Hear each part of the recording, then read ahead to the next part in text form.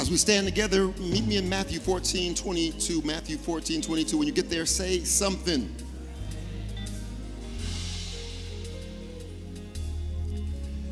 We're going to get through this message today.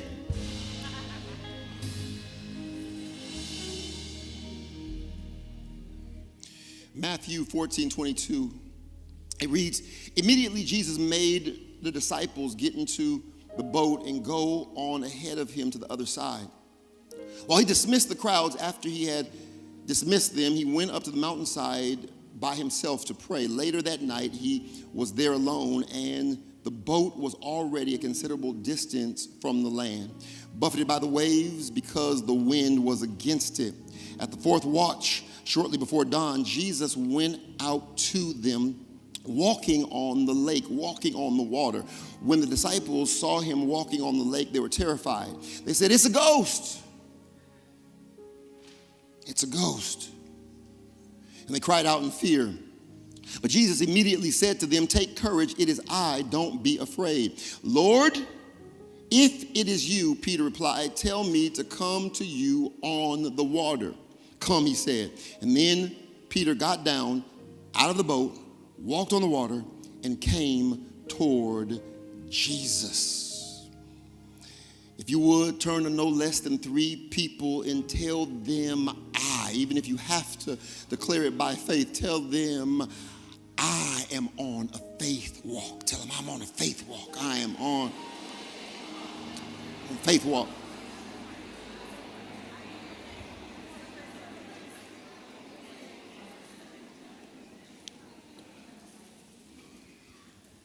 I don't have time to do an exhaustive review, but I am soberly aware of the fact that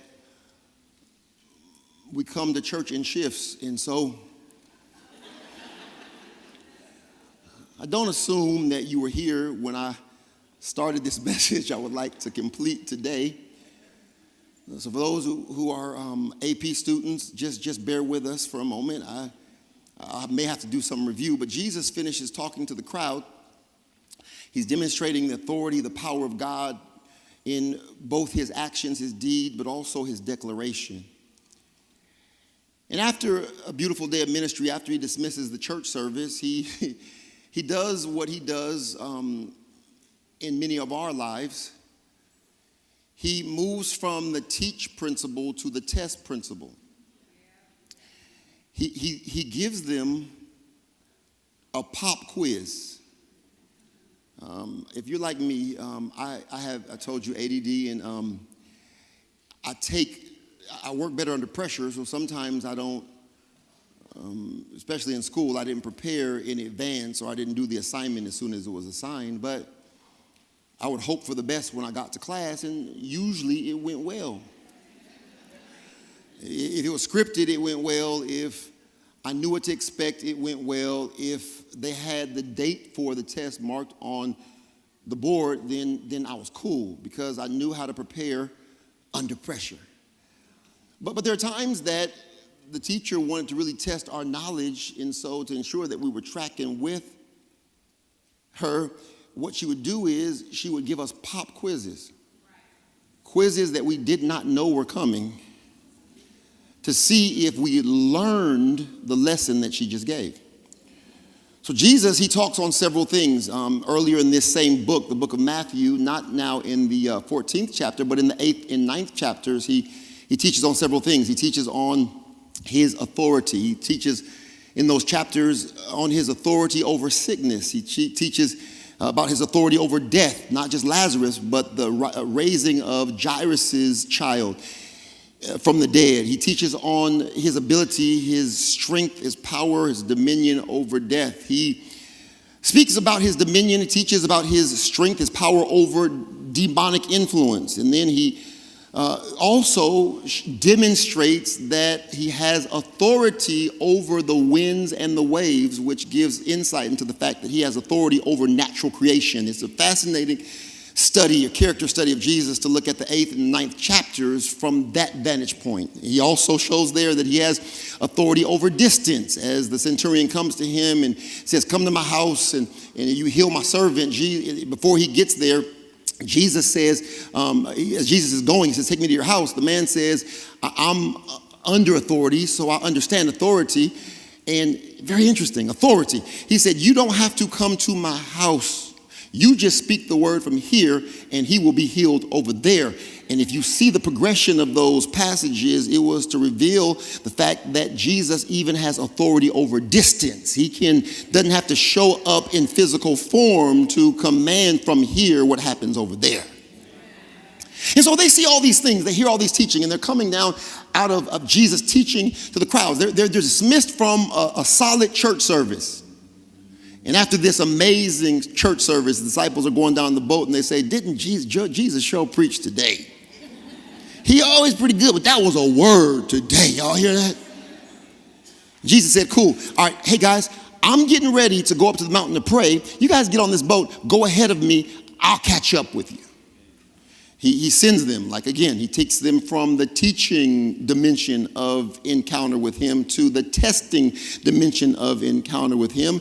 The problem is, like me, they did not know that this was a test that was coming. This was a pop quiz.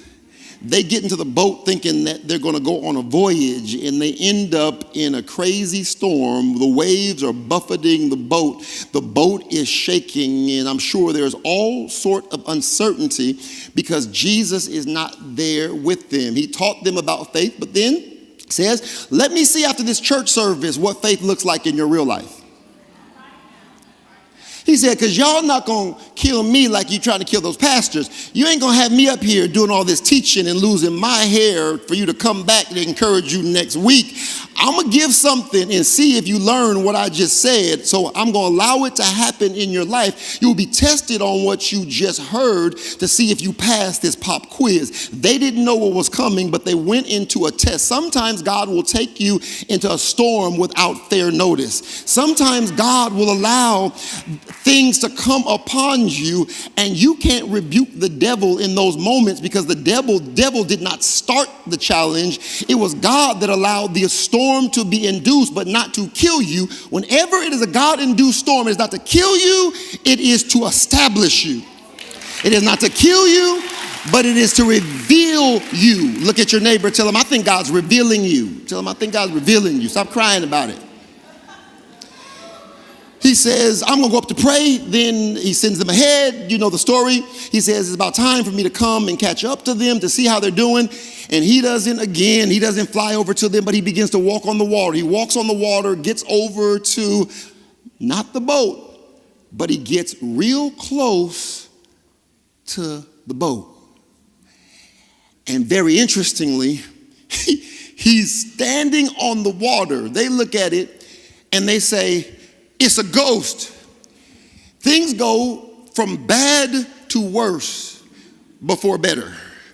Sometimes in this life, even walking with Jesus, things don't go from blessing to blessing. Sometimes things go from good to bad, from bad to badder, to baddest, to worst, before they get better. Do I have any witnesses in the house? That often God will take us on fatiguing journeys. And so here they are being tossed by these waves. Jesus comes walking on the water. He goes from bad to worse. Here it is. They're already being tossed in the storm, in the middle of the storm, and Jesus comes walking on the water. They say, oh my God, it's a ghost. We're dead. Remind me of a friend I went to go visit a couple days ago. He was hospitalized. I like to joke sometimes when I go to visit friends in the hospital. He was messed up. He couldn't even move. He was laid out on a stretcher, and they had given him some of the good stuff, y'all. They gave him some good stuff. I walked over to his bed. He opened up his eyes. He did that, and he got shocked. And I was wondering, what's wrong? What's wrong with the man? He looks, Pastor? And it's almost like he was waiting for me to say, yes, it is I, before he... Then later he explained to me that they had him doped up, so I knew what was going on then. But he says to me, he says, man, I'm so sorry. He said, I thought I had died and gone on to glory. Disciples are being tossed. The boat's being tossed. And they look, they say, if it's as if things can't get worse. They say, oh my God, the boat's being tossed. We're dealing with natural things, but notice this, the confluence of both of these things. I wish I had time to work this like I want to. They said, we're dealing with natural phenomenon, where our boat's being tossed, we're in a storm, but now we got spiritual problems too. There are ghosts coming for us. I don't know if we're about to die. I don't know if that's a sign or an omen, but they're getting nervous. They say as the boat's being tossed, there's a ghost too. Because when you don't have proper orientation, you'll call your salvation a problem. We won't get there in a minute, but I came to tell somebody that what you've been complaining about, what you've been cussing about is not the thing that is breaking you. It is the thing that is making you. It is the thing that is pushing you. It is the reality that's taking you from where you are to where God's called you to be, because God often gives upgrades in storms. Yeah, I don't know about you, but my upgrades did not come in smooth times. I know some of y'all went from promotion to promotion and received greater authority just in smooth times, but my authority, my deepening often came in the middle of a storm or of a crisis. And I've been doing this long enough not to welcome crises or to ask for them, but when they come, I'm not running from the fight. Are you still here with me? I'm going to do what I got to do. While I don't want to be here, I know there's some benefits that are going to come out of this, because often God gives his greatest upgrades in the middle of our most turbulent storms. But notice, while everyone else is scared, there's always somebody on the boat looking at it as an opportunity. God, I want to get ahead of myself, but touch somebody, tell them, look for the opportunities in the storm.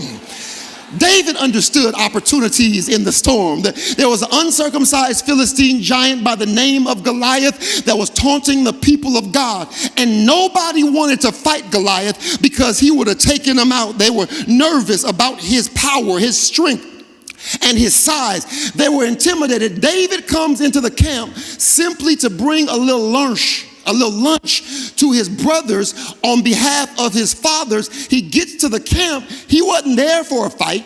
He wasn't looking for a fight, but just like God, he'll throw you in a pop quiz when you've been waiting for an upgrade. I'm sure in David's heart, he was realizing that he was made for more than watching a few sheep. He was made for more than being left in the field and forgotten about when there was time for promotion. You all read the Bible? David said, I'm sure he wasn't looking for the fight. He wasn't looking for the test, but he had been in the sheep pen. He had world-class ministry in a storefront opportunity. So when he comes, while everybody else is fearful, David sees an opportunity right in the middle of the storm. He says, what is the king going to do for the one that'll step up and face this giant? Because I don't want to do it. It's difficult, but I do understand that there are opportunities in the middle of storms. He's going to give him the daughter's hand in marriage, his daughter's hand in marriage, which means it's going to upgrade our family status. He's going to exempt his household from taxes, and he's going to give him great riches. Listen, I didn't come to fight a giant today. I came to deliver this Uber Eats. But something's telling me I wasn't created to deliver Uber Eats. I wasn't created to be in this field watching sheep my whole life. And I realized that sometimes the greatest opportunities from promotion come in the middle of the biggest storms. And while I'm not looking for it, somebody hold this Uber Eats and give me my sling, because I realize that in the middle of every storm, there is an opportunity. Touch somebody, tell them God's not trying to kill you. He's giving you the opportunity to display what you've been praying for. This is not to kill you. This is your promotion. Woo! Touch somebody, tell them it's your promotion. It's your promotion. It's promotion. It's a ghost. He comes to the edge of the boat. He doesn't get on the boat, but he comes to the boat. And this sign is not a miracle. it is more, or a sign. It is a miracle, but this time it is not a sign. What do I mean by that? The difference in between miracles and signs, it can be the same thing on the surface. A miracle is something that defies natural order that God sets into motion to leave all of us scratching our heads. Now listen, don't go Google that. That's the Wayne Chaney bootleg definition, but it works. That's a miracle. A sign is the same display, but it's for a different reason. Follow me. So, if I don't know who I'm gonna give this to. If Uncle Art, you can take it. If my Uncle Art had a bunion. I mean, I'm trying to do something neutral. I don't want to give the man a tumor to explain my point. If my Uncle Art had a bunion, and I said, stretch your hands this way toward my Uncle Art. Uncle Art, put your foot up. Stretch your hands toward Uncle Art. If we prayed and his toe went down, that is a miracle. We would say, praise the Lord. Now, if Uncle Art put his toe up, we stretched our hands this way, and Uncle Art's toe was healed, and I said before we stretched our hands this way that this is a message from the Lord. And on the authority of the Lord, I would like you to stretch your hands this way and pray for Uncle Art's toe. And the bunion went down. Here it is. It's still a miracle. But it's not just a miracle, follow me, it is a sign. Because a sign is a miracle. It can be the same on the surface, but it is a miracle, listen to me, that points toward or validates the truth of what someone says or the truth of who someone is. So there are times, golly, this is going to be tough today. There are times where Jesus does miracles, but there are other times where Jesus does signs. There are some times where Jesus defies logic and gives someone a miracle, but when it is to point toward him or his message to validate that he's sent from God and what he says is the truth, or who he is, or what he says about himself is the truth, listen to me, it becomes a sign.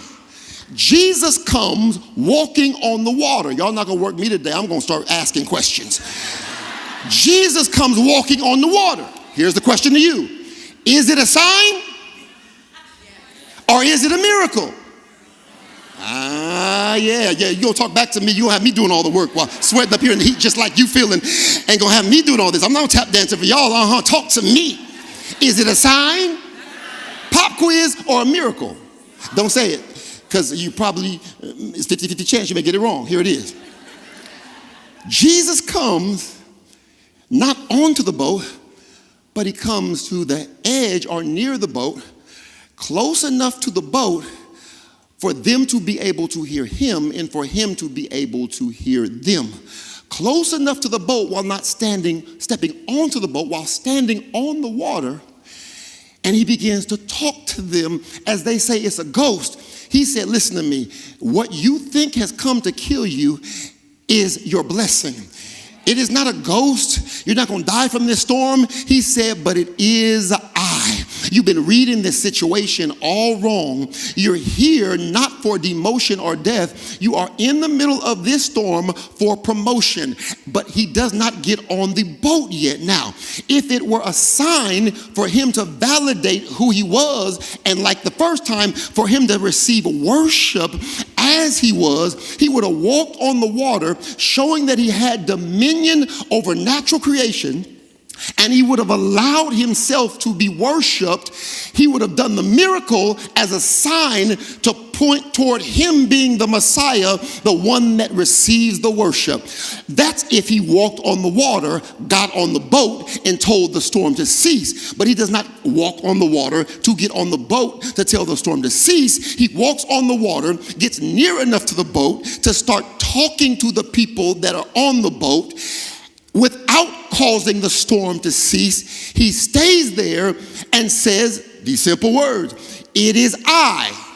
You're cool. Take courage.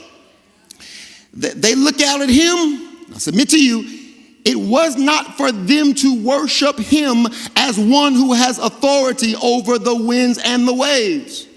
But he stops there waiting for someone to get a revelation of what he was standing there for. He stands there not so that they could worship him as the Messiah in that instance. He stands there to perform this miracle, not sign, so that someone gets the revelation. We're going to come back to what that revelation is. But before we go there, I think it's important to note that often before God does, God will say. Before he changes your circumstance, he will give you a word in the middle of your storm to sustain you until you have authority over the storm that you are in. So learn to celebrate God speaking before God ever changes your circumstance. I've learned to start celebrating when God gives me a revelation of change before change ever truly comes. Now, after living a few years, I understand what some of y'all used to mean when you said you don't have to wait until the battle is over to shout right now in the middle of the battle. I'm going to get back to this cute little message, but there's somebody right here in the middle of the storm. You walked in here jacked up, and God sent me to declare you don't have to celebrate when your circumstance changes. You can celebrate at the word that things are turning. Speak to me, Lord.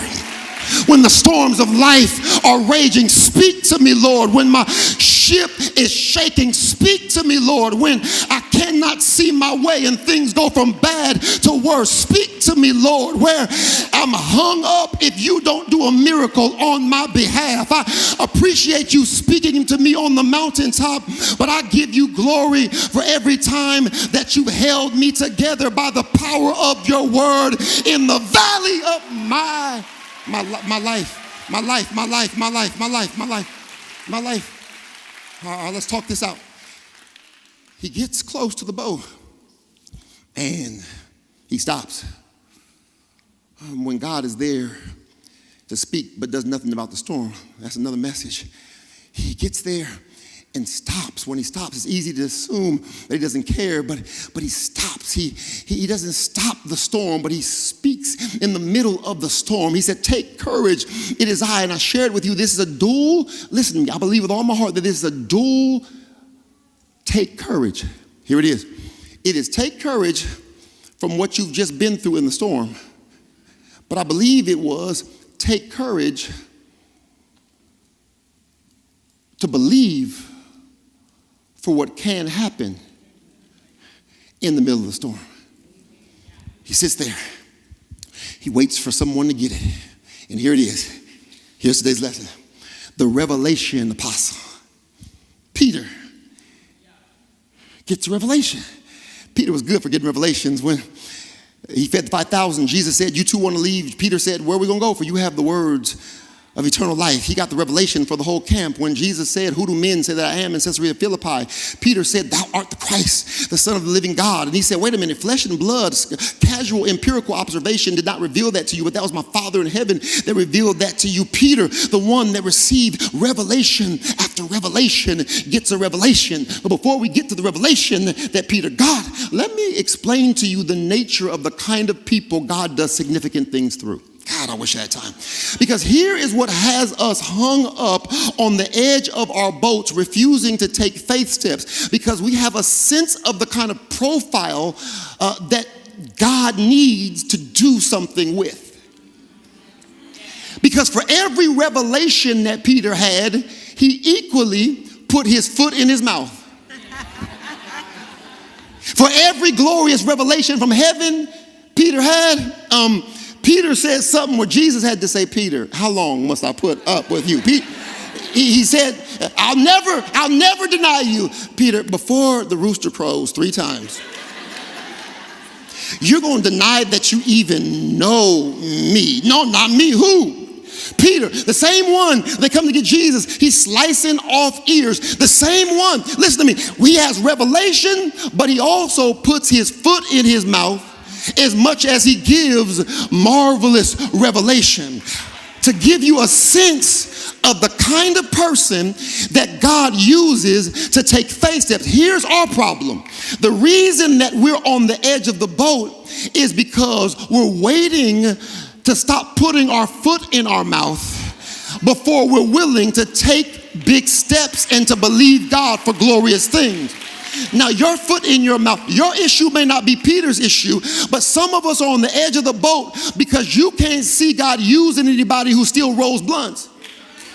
Oh, they want to talk to me today. You're on the edge of the boat because you're still wrestling with gaining control of your emotions, and you're not as emotionally intelligent as you should be. Well, you're in good company, because Jesus did not require Peter to become self-actualized before he says, you want to come out here? Come on. Somebody's been at the edge of the boat because of the struggle. You've seen the kind of people who God uses in your mind to make faith steps. Your issue is that you understand God gives you revelation, but you are equally as aware of yourself putting your foot in your mouth. You are equally as aware of your struggle. You are equally as aware of your temptations and your proclivities. So you've determined that you're going to stay on the boat until you become qualified enough to become a water walker.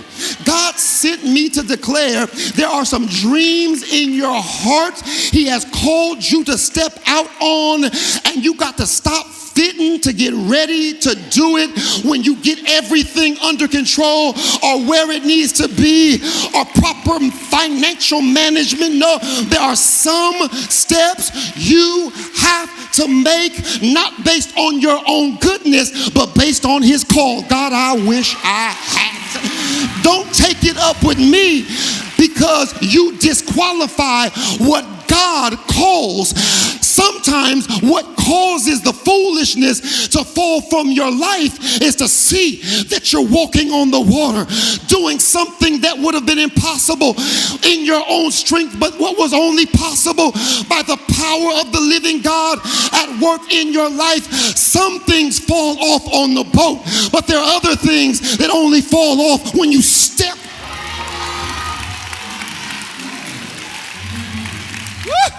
I'm about to see God's about to break the enemy's stronghold once and for all in this area of your life. Someone's been on the verge of a faith step and stuck for years because you don't match the profile. But let me give you the profile of this water walker. He messed up just as much as he got it right, but God still said, if you keep your eye on me, I will not let you.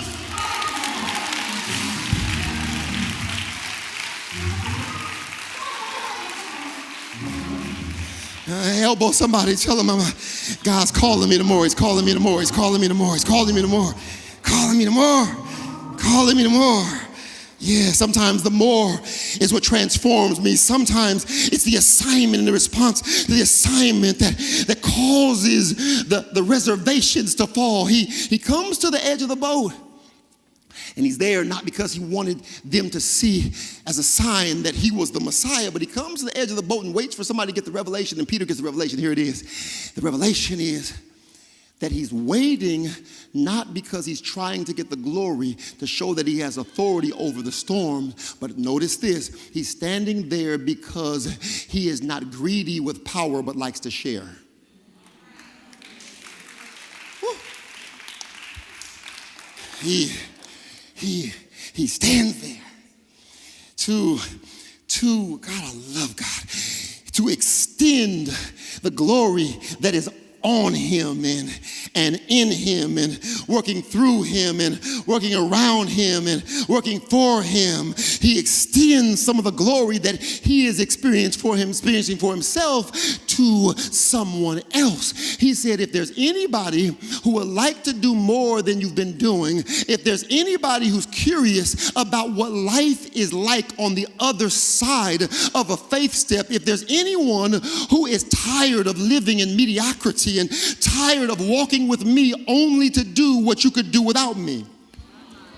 He says, if there's anybody who's ready for more than a good speech and church as usual, he says, I have an invitation for you. And I'm stopping here for you to get the revelation that this is not for you just to see that I can walk on water. This is to get you to believe that through me all things are possible, and you can begin to believe for things that are outside of the norm for yourself. I'm not going to call you crazy for believing you can do big things. I'm not going to shame you for stepping out by faith. He says, I am going to now extend and share some of the power that I walk in with you. Yeah, God, if I had time for a social commentary, a sociological and political commentary, I would camp out there for a while, because it is the temptation of all humanity, but it is a greater humanity that God calls us to a life, and a life more abundantly. There is revelation from heaven that will fix our societal ills. Notice that the God of heaven does not keep all power to himself, but shares his power to show that for one who does not have to share his power with those who don't deserve his power, he still distributes his power amongst those that are less than him. To show us as humans, power is only significant when it is shared. The inclination of humanity is to be controlled, not only of our outcome and destiny, but to be able to control others. But pictured in this beautiful illustration of Jesus with a superior humanity, he in all power says, I will extend and share my power with others. Somebody, you do a lesson on that, do a blog on that, do it, just do it, take it. I don't have time. Podcast that. For every area of life, power is to be shared. He said, you've seen me do this in you. You've seen me do this around you. You've seen me do this to you and for you. Now here's what I'm getting ready to do. I'm getting ready to do some of what you've seen me do around you, for you, now through you.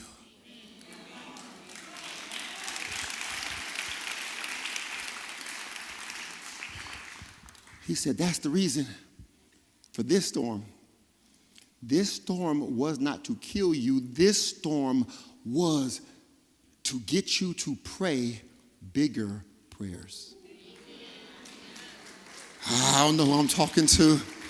I'm talking to some people that have been playing it safe because you failed other times. You've been playing it safe because there have been disappointments. You're playing it safe because it didn't work this time, last time, or it's beyond you. But God sent me in this place to declare He has called you to pray bigger prayers. He's called you to believe for more. Not only to believe for more, but to ask for more. And I know what you're saying. I failed before, but listen to what Winston Churchill says concerning success. Here is his definition of success. He says, success is the ability to go from failure to failure without losing enthusiasm.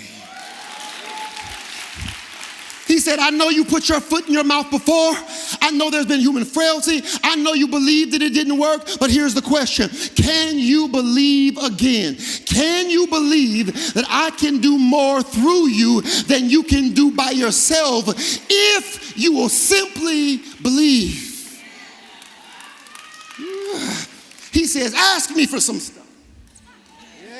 Ask me for bigger things. Ask me for greater opportunities. Ask me for the expansion of your territory. You've been thinking too small. He was waiting. He didn't save the day. He was waiting for somebody to ask him something. He says, notice faith. Jesus,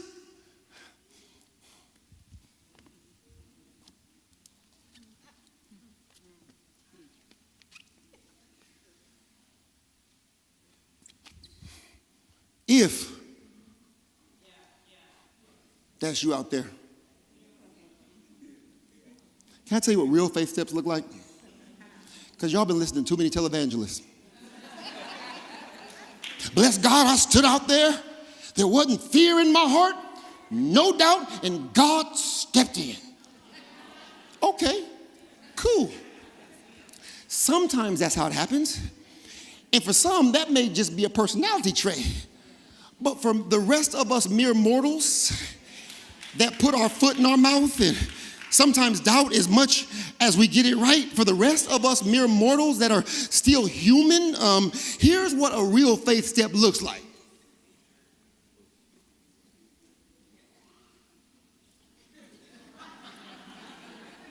Hey, Jesus.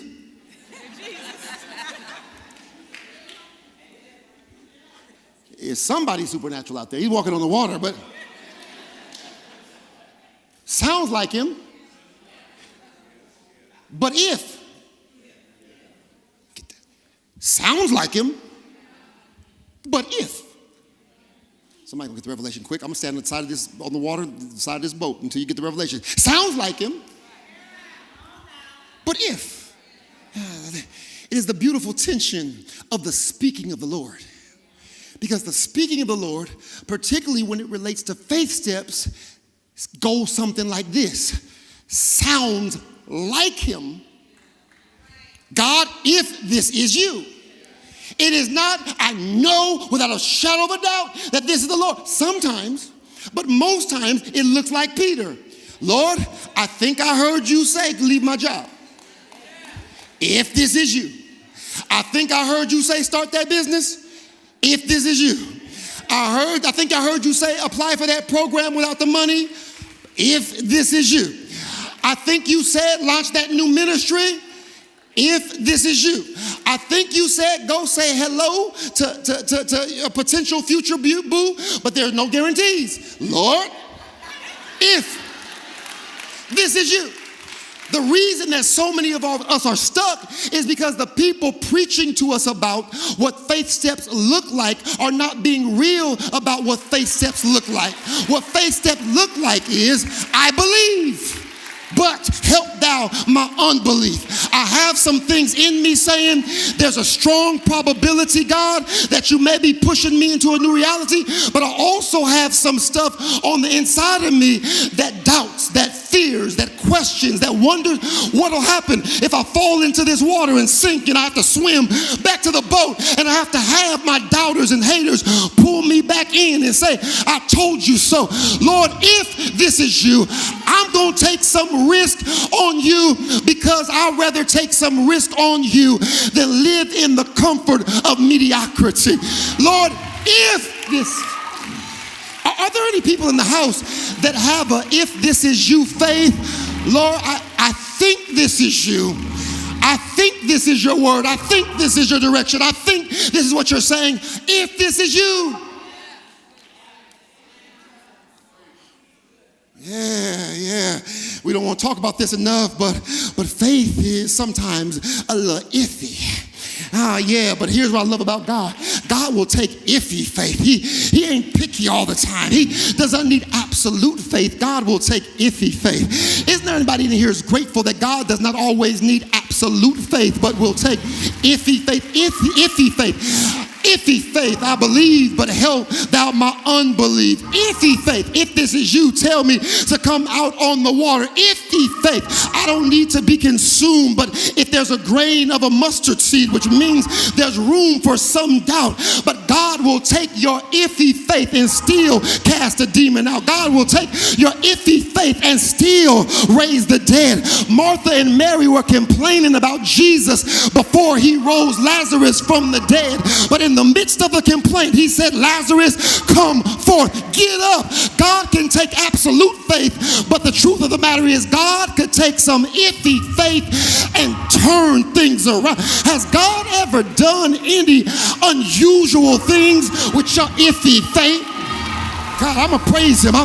We're standing in this building from some iffy faith. We did Gospel Fest for some iffy faith. Thousands of souls have been touched for some iffy faith. You see me standing up here preaching. What you don't see is me saying, God, we're not going down there if you're not with us. Something in me telling me that you may be with us. I'm not sure, but just don't let me fall. Is there anybody who's seen God do exceedingly and abundantly above all you're able to ask or think with some iffy?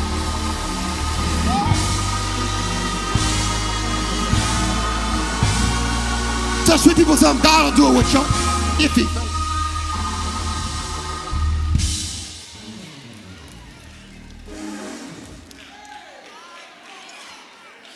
Iffy. Yeah. If it's you. They told me to start this business. If it's you, they told me to hold in there one more year. If it's you, tell me to come to you. And when God can find faith, even iffy faith, because faith is always in attention. Listen to me. If you are not in attention, it is not a faith step. Because my belief has to cross the chasm of my uncertainty to activate an action for it to be faith. But it's not faith if my belief does not have to cross the chasm of doubt, uncertainty, and the possibility even of failure. Yeah, some of us live safe existence because we have not put ourselves in a position to fail at anything. But you cannot display authentic faith without the possibility of failure. And so we are in the tension. What tension? The tension of faith. There is no faith without tension. Sometimes the greatest faith steps come with the greatest tensions. Can't you even hear it in the definition of faith? There's a tension in the definition of faith. Faith is the substance of things hoped for, the evidence of things I'm trying, Lord, I can't see, because you can't have faith without a tension. I'm talking to somebody walked in this place in a tension.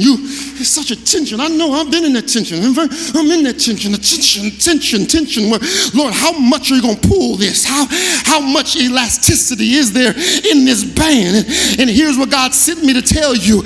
There's no clear answer to this because all of us are different places, but there's more elasticity than you believe. There's just a little bit more stretching because there's another level of glory that God's trying to pull you into in this tension that you're walking in. I know it's tight and I know it feels like your rubber band is about to break. It's about to snap. Often God will bring you to the verge where you say there is no more. And God says, now you're ready. You're ready. You're ready. He says, Lord, if it is you, tell me to come out to where you are. And we have to be careful to not read our prejudices and presuppositions into the text. We have to be real careful to not read them into the text based on our own human inclination. Here's what we do. Everybody uses this scripture as a passage for what not to do. Some Bible students, as I read the scripture, they were frustrated with me in here because I did not complete the pericope of scripture. I did not go all the way to where the commentators put a break in the passage. Well, the commentators put a break in that passage because there was something we were framing, the whole picture. But I intentionally wanted to break your bias. Because the natural human inclination is to go to this and teach that if you take your eyes off Jesus, you'll fall. So you better keep your eyes on Jesus. That's where we always go. So Peter falling and failing and sinking because he took his eyes off Jesus. But can we fight against the normal human inclinations to rally around, to gather around failure and to point failure out and to point the mistake out and to point the fact that Peter drowned out? When I look at this, I don't see that part first. Here's what I see. I don't see someone who simply went down because he took his eyes off Jesus. Y'all read too fast. I see someone who did what nobody else was willing to do, which was to risk something that could have embarrassed him, that was to risk something on a if it's you, on a maybe, on a Lord, I think, Lord, I'm going to try. I don't have no witnesses. There's nobody in my corner. I have no early adopters. Nobody wants to invest in this concept. Everybody's sitting on this boat. They enjoy this boat. They're comfortable on this boat. But something in me is telling me that you didn't save me to have me sit on this boat, but you saved me for me to at least a couple times in my life do something that was beyond me, that's going to bless generations, that's going to bless my children, that's going to bless my grandchildren, that's going to create generational wealth. You have called me to do something, to believe something that was above me. Nobody in my family's done this. Nobody in my bloodline's done this. Nobody from my neighborhood has ever done this. But if it's you and you tell me to come, I'm coming on this water to try something I've never tried before. And Jesus says, come on. Because whenever he can find that sort of faith, he doesn't say no, stay. He says, come. This was a setup for you to see my glory. This was a setup for you to see the miraculous. This was a setup to see my hand. This was a setup for you to see some things under your feet that are under my feet. He says, come on, come on, come on, come on, come on. Let's dig up that dream again. Come on, come on, come on, come on. Believe that all things work together for the good of those who love the Lord and are called according to his purpose. Come on, come on, come on. Eyes have not seen, ears have not heard. Come on, come on, come on, come on. I'm still doing miracles. If you'll step out of the boat, my part is to hold you up, but I can't make the step for you. You have to make the step, but if you'll step, I'll keep you from falling. Now to him who is able to keep you from.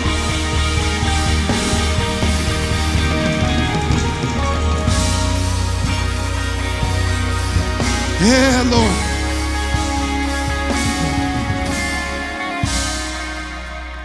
Lord is calling you. He's calling you. He's calling you. He's calling you to believe that you can do. He can do through you what you've celebrated in everybody else.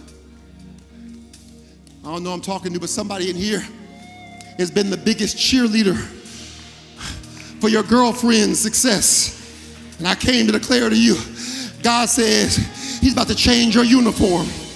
He's taking you from cheerleader and getting ready to put you in the game. He's going to put a uniform on you and have folks cheering for you in the same way that you've been cheering for everybody else. You've been comfortable as the encourager. Now you're going to be the one that steps out and people behold what God does through you. Touch somebody, tell them it's your time, it's your time, it's your time. If you'll step out, if you believe, if you believe, if you believe. He says, come on, come on, come on. Your life's not over. The dreams that you had, that is not clout chasing. I gave those to you. In the same way, I gave it to Joseph. And they may hate on the boat, but don't let them pull you down because of your dream. You're the one who decided to pray big prayers. What's a big prayer? If it's you, Lord, tell me to walk on water. Help me walk on water. That's a crazy prayer. God says, I need you to make some crazy prayers again, some crazy requests of me. Touch 3 people, tell them God gives you permission, permission, permission, permission. For what? To pray some outlandish prayers, to pray some crazy prayers, to believe for things you can't pull off by yourself. Look at somebody, tell them, you can't stop me from praying, and you can't stop me from stepping out. Once I'm no longer afraid of sinking, I can step out. I'd rather get out of this water wet than to sit on this boat.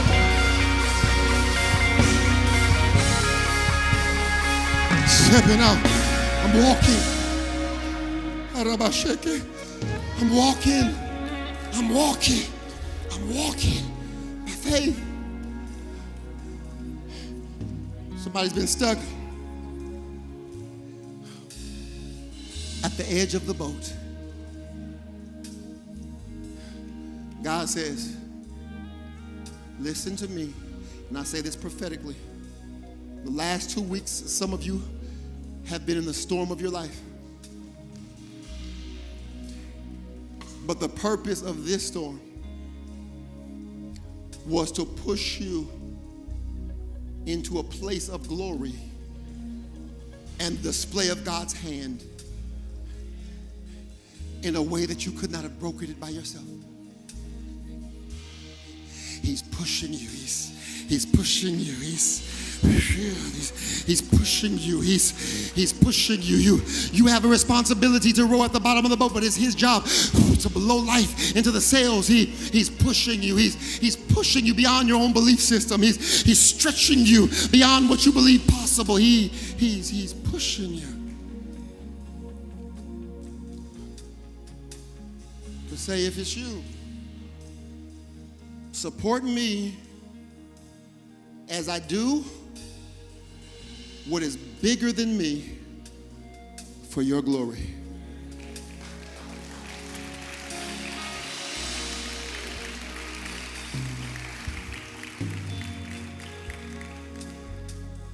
And here's what you always have right before that step is you'll wonder about what the witnesses will say.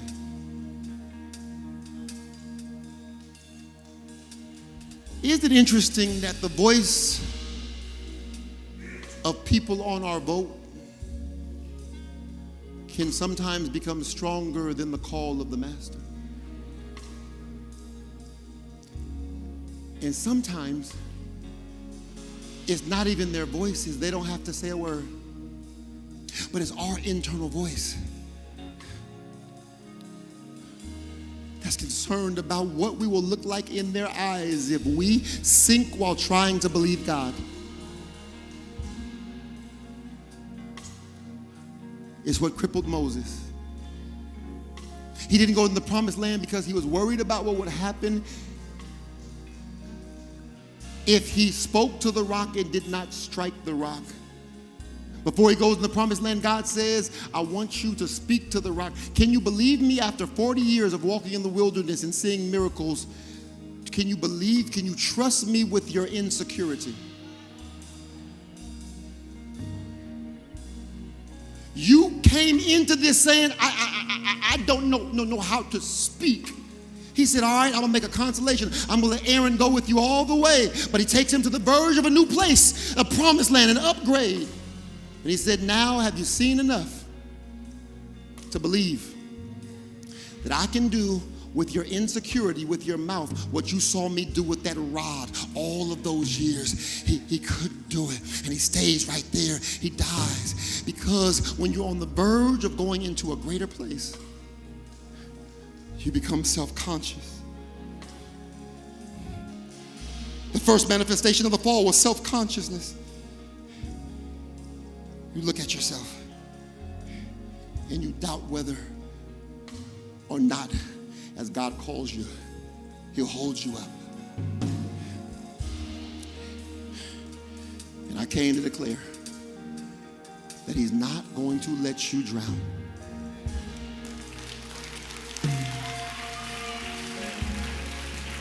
Touch somebody, tell them, you're not going to drown, baby. You're not going to drown. There are going to be some falls. There are going to be some failures. There are going to be some mistakes. You may sink for a minute, but just know the right name to call on, because even if you do fall, he is the one that will rescue the one and esteem the one that had enough boldness to believe by faith. When you read this passage, you see a failure, but when I read this passage, I see an inspiration. I see someone who believed God enough to get out of the boat.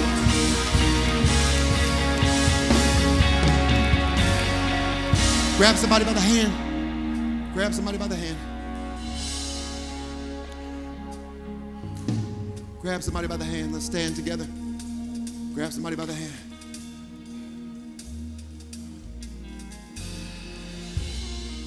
Look at one more person.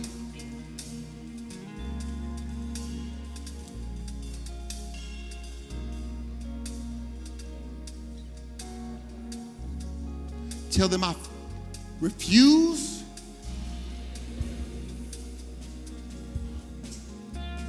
to stay on the boat for the opinions of people who never plan to walk on water.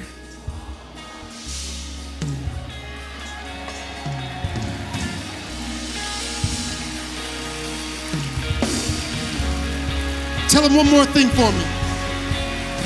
Tell them, from here forward, I'm only listening to the voice of water walkers. I'm listening to the voices of people that dared. I'm listening to the voices of people that believe God. I'm listening to the voices of people that had their back up against the wall but watched the Lord and give them the victory. Grab somebody by the hand. Tell them, will you walk on the water with me? Oh, magnify the Lord with me.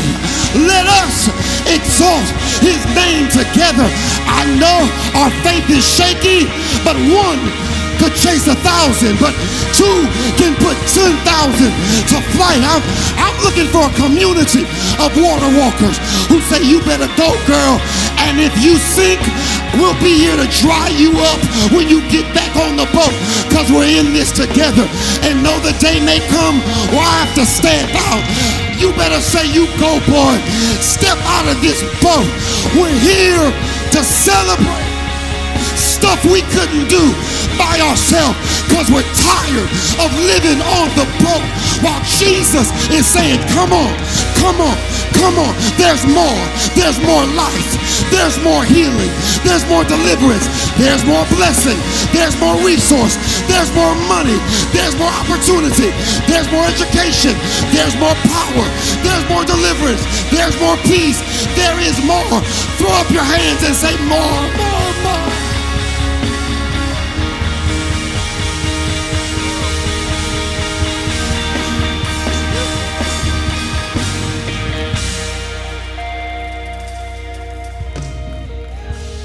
We gotta go. We gotta go. We gotta go. But I need every water walker to raise your voice and shout the shout of victory like you lost your mind in this place. If you determine, I will not stay here This is not how I die, but God has more for me, and I'm coming.